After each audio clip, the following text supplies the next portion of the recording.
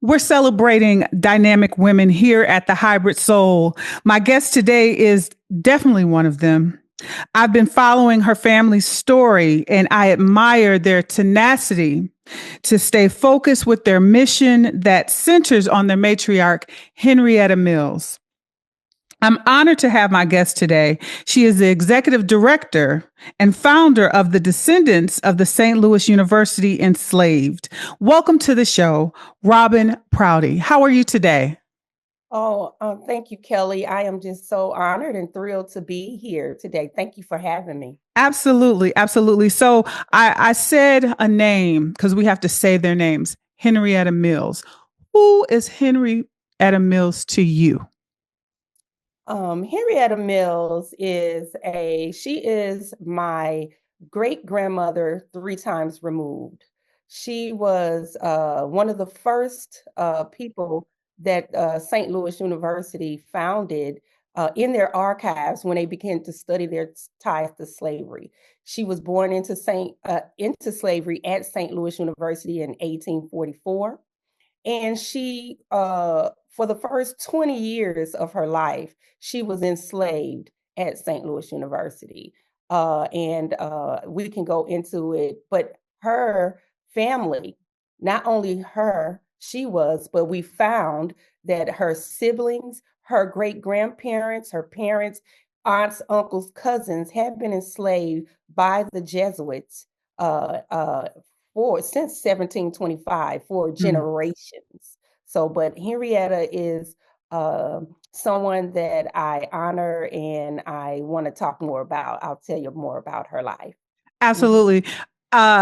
From following your story and just learning a little bit about her, I said she was a strong, spicy one because I love how what she wrote by her name when she got married. I'm a slave to slave of St. Louis University.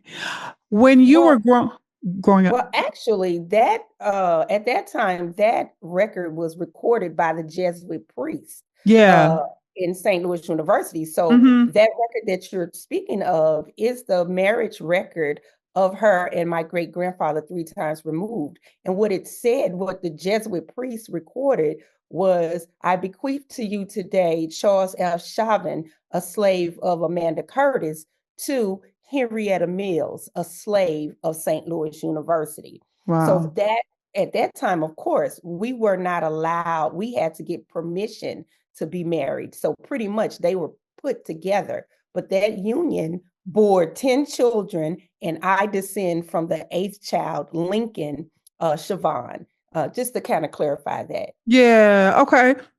She still I always I see her as someone that had strength though to Oh, endure yes, yes. everything that she endured. Growing up in your family, how were you introduced to Henrietta Mills? So before I found out about this history, before the St. Louis University and the Jesuit Yeah. contacted my family, my grandmother had always told me about her cousins and her relatives, Henrietta Mills. So when I began to look at I went on ancestry.com. Hmm. I was putting together my maternal and paternal family tree. I saw Mother Henrietta and her family in the 1880 census. That was the first time I saw her living in St. Louis, but at that point, I had not known where she came from. So when we found out this information, when the St. Louis University contacted us in 2019 Yeah. and told us about her, that opened up a whole new chapter. That let me know. I was like, that's where she came from. All Mhm. along, she was right down the street being enslaved, building St. Louis University. And so, like a lot of Black people in America, we don't know before what they call the 1870 brick wall. And what that is before the Civil War, before emancipation, on the census, we were listed not by our names, we were listed by our age, by our sex, and by our so-called skin color, Black, mulatto, on the slave schedules of our enslaver.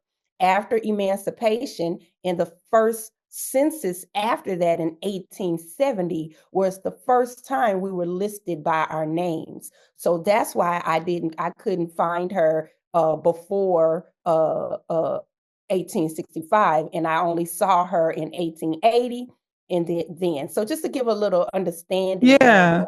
and so yes. Yeah, I think it's important to give kind of a background because me not even interviewing you, I would want to know like, so you were introduced to all this family, like we have such a rich history, all of our families. But what was it for you to go? I'm going to create this foundation. We're going to pursue this, and I guess we can start with. Or did it start with the phone call? In 2019, is that when you wanted to do it, or had you been uh, being the family historian before this?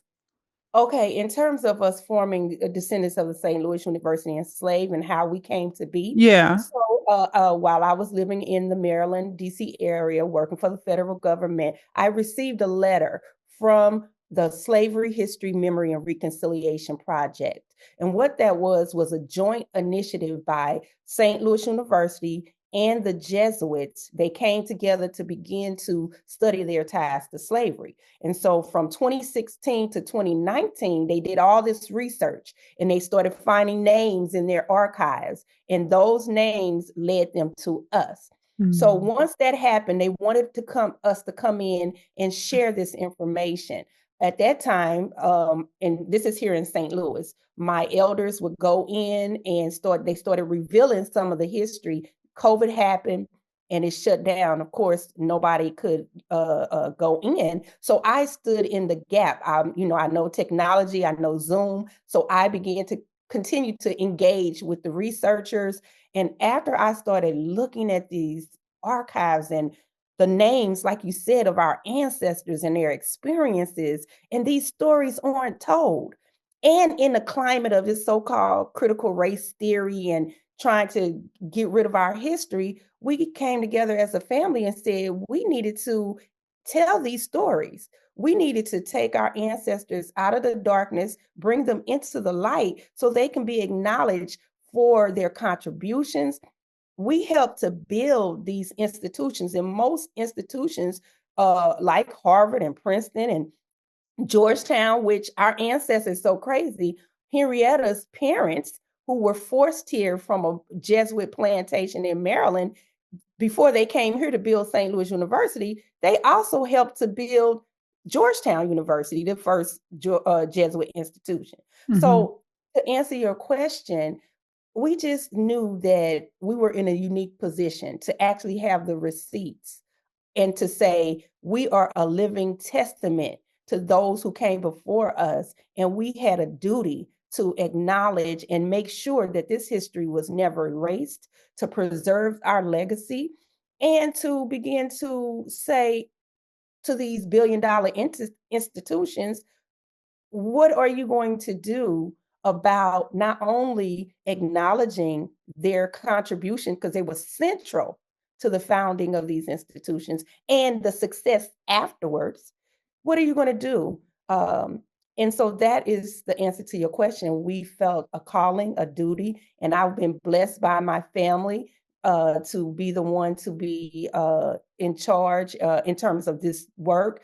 And then the Most High blessed me to be able to do it full time and retire to be able to do this work full time. So that's why.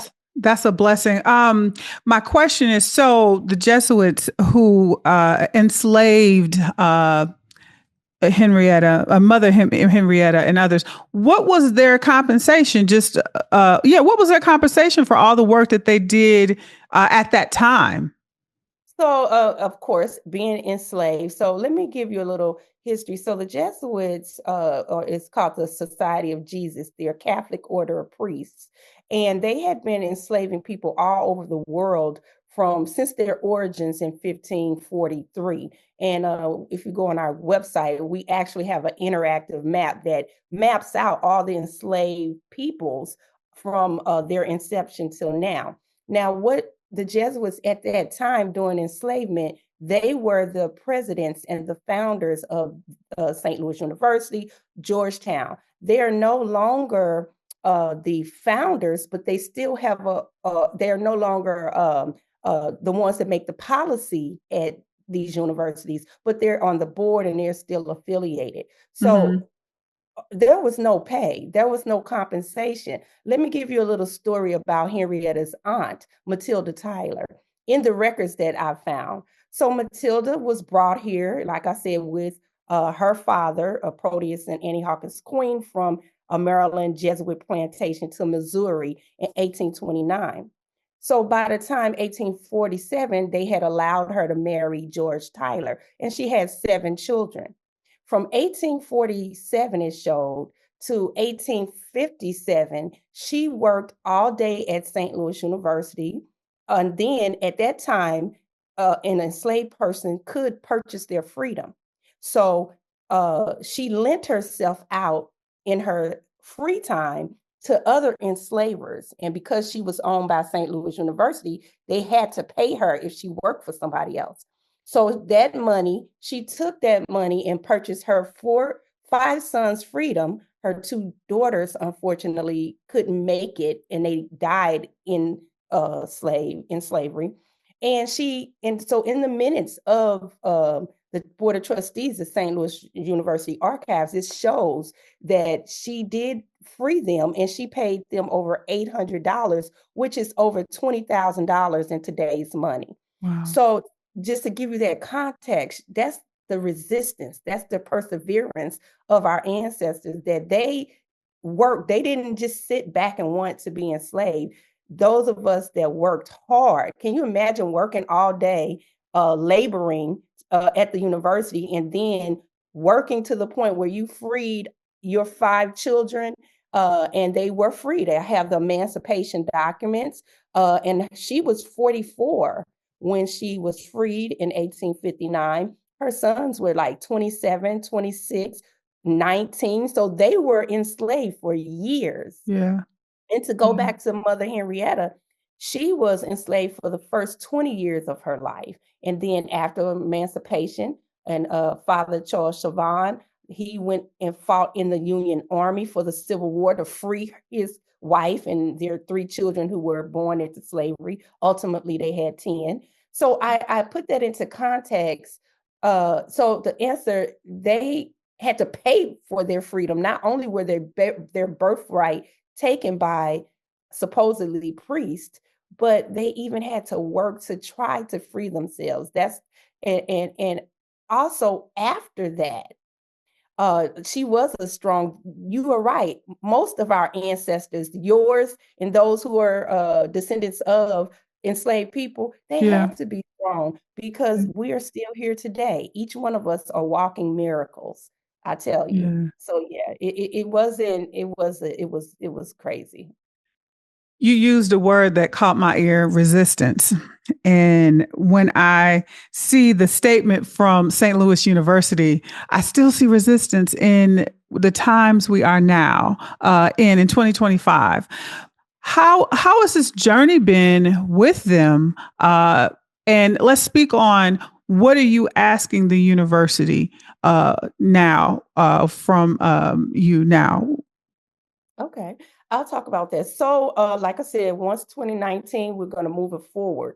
So in 2021, after we organized initially, some of Descendants, local Descendants, we met with the president at the time, President Postello, and he received us. We talked about a pathway forward, because these are some of the things that they had said that they wanted to work toward, what they call reconciliation.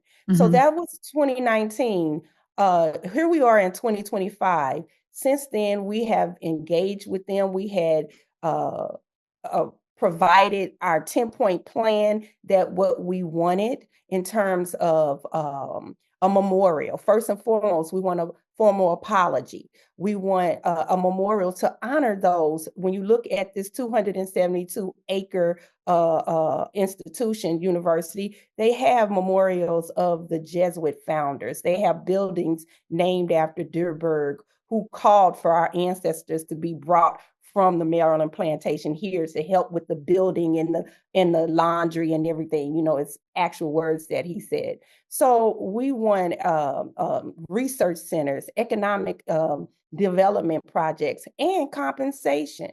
We want a compensation endowment package. I always get, when I do lectures and sometimes questions, why do you feel the Descendants need something? You guys didn't help build that institution. You wasn't enslaved. We get those questions. And I want to give a little example of why it's important.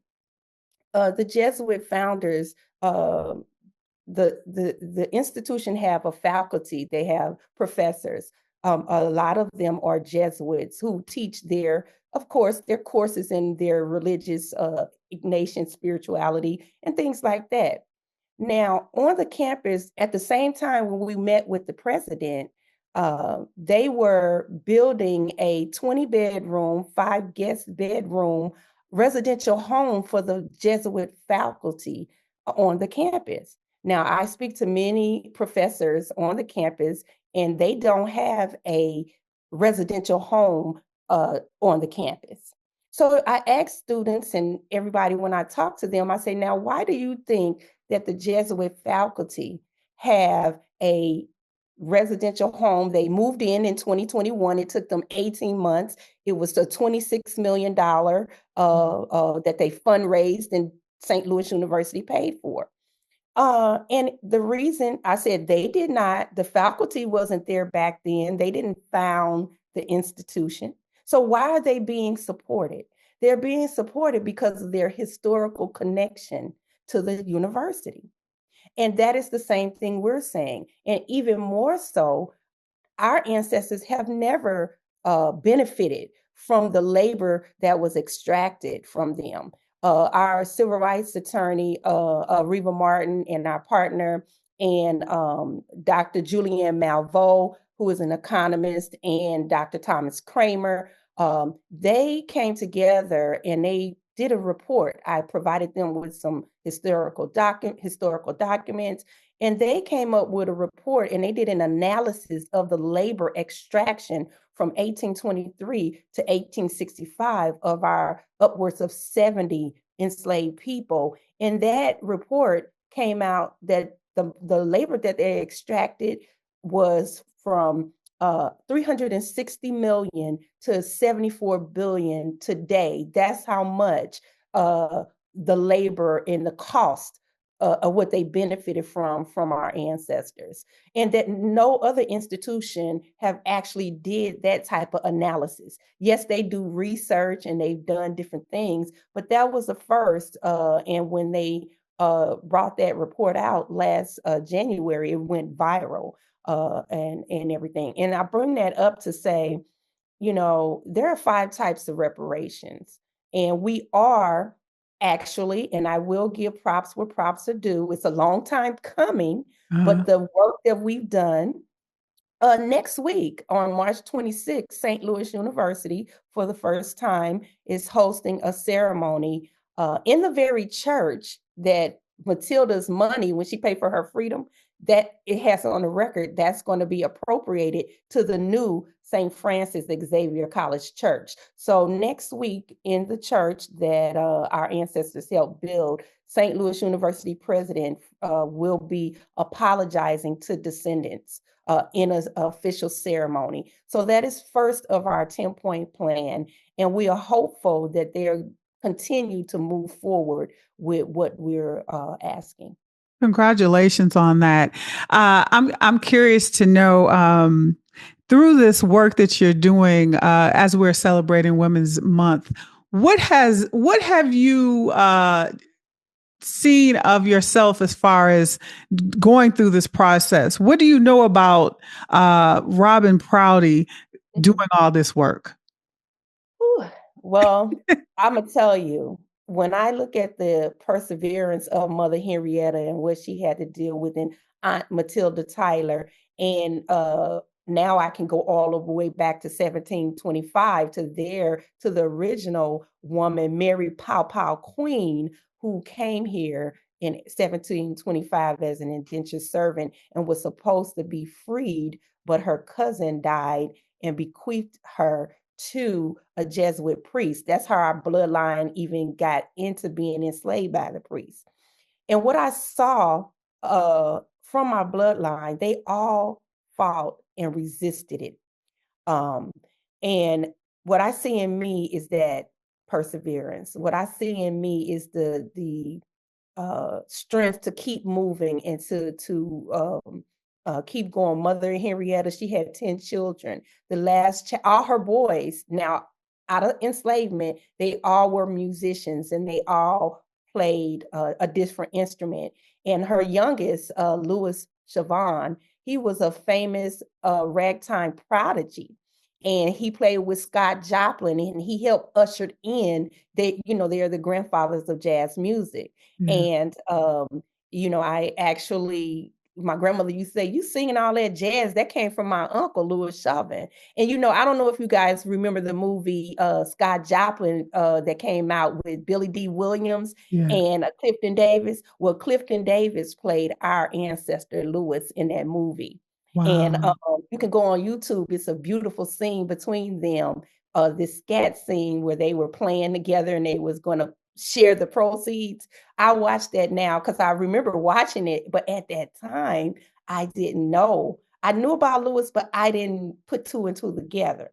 Yeah. But that's just this stuff like that. So it really makes me feel humbled. It makes me feel that more so than ever, it is our responsibility and my responsibility as a woman to honor our ancestors, the women and the men, to bring their stories to light and to advocate for repair of our bloodline. Yeah. I already know that family means a lot to you, but I'm curious to know how your definition of a family, and I use the word tenacity now from when you started. What are some things that you have had to endure on this journey that just refocused the meaning and definition of family? One of the things, uh, this is why I tell the universities when I engage with them why this is so important. Yes, they came forth because to give us this information, which is great, which it should have been done years ago. All of us, all the archives that are in the United States archives, all these freedom records all over the United States we should be able to have access to, right? Because these universities and these institutions, they have the access, they have these records, and so just understanding, engaging with them, trying to get them to understand why it's important. And to give you an example, since this, we've been able to reunite about 15 family members here locally in the St. Louis region that were separated because of enslavement. These are direct descendants of our cousins who came over here together, but because some was sold to Kentucky, some was sold to New Orleans, but through this process, through the archives and looking at where they were sold to, looking then doing DNA, we have uh, been reunited. So familial ties, this is important. And so in terms of family, that has refocused me. Also, a lot of our families are dysfunctional. And it is a direct correlation to what had happened to us in enslavement, in Jim Crow, mass incarceration, being families separated. There has always been this uh, systematic effort to separate our families. Yeah. And that's why we need to, more so than ever, especially right now, we need to hunker down. We need to come together as a family and a community, and we need to start protecting ourselves. Because as you see what is going on again, we're right back. All the gains that all of us and those who came before us are trying to be, erased. Yeah. erasing our history, AP classes, and banning our books, and now erase. I'm a United States veteran. A friend of mine, Brookshire, just did he's the head of the Black Veterans Project, and he was on CNN talking about they're literally erasing our history as veterans in this country, blood, sweat, and tears that we have always fought in these wars. Like I told you about great grandfather Charles Chavin, he came out of slavery into the Civil War. We've always fought for this country, but they want to erase that. So I know I'm on a soapbox, but it's just it's so important that we understand that we need to come together now and support each other, work together to make sure that our children have a future. And that's why we're doing this. And that was my last question to you is how can we support, because this story is so important for other families, and how can we support your organization?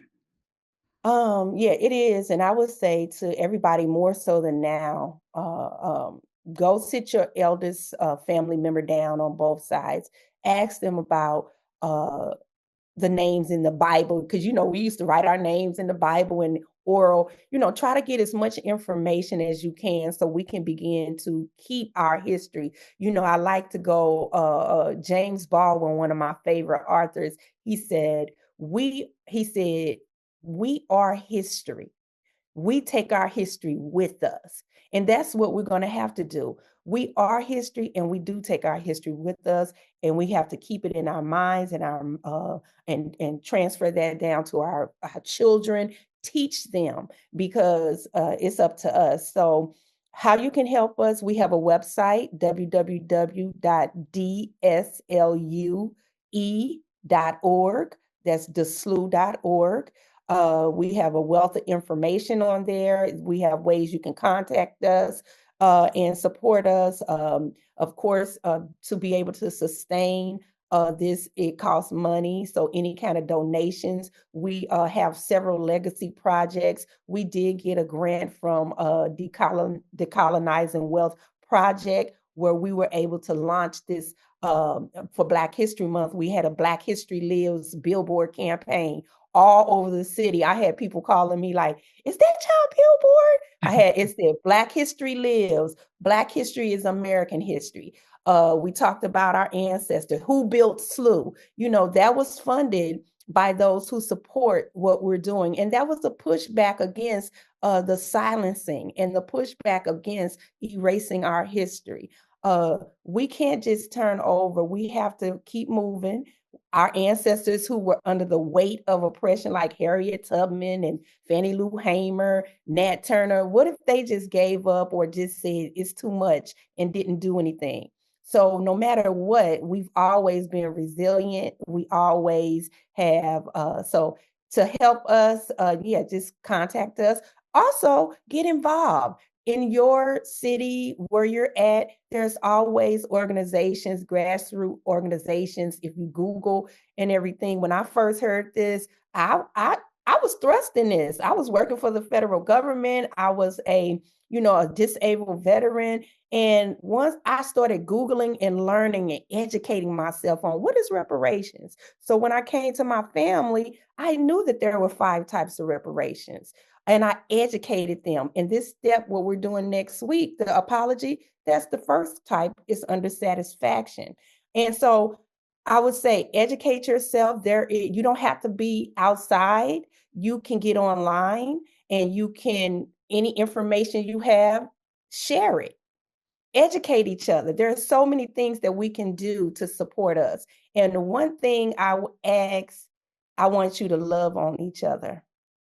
I want you to love on each other. If you can do anything, we need to love on each other. That's what I would say. Amen. Amen. The ancestors are proud of you and your family.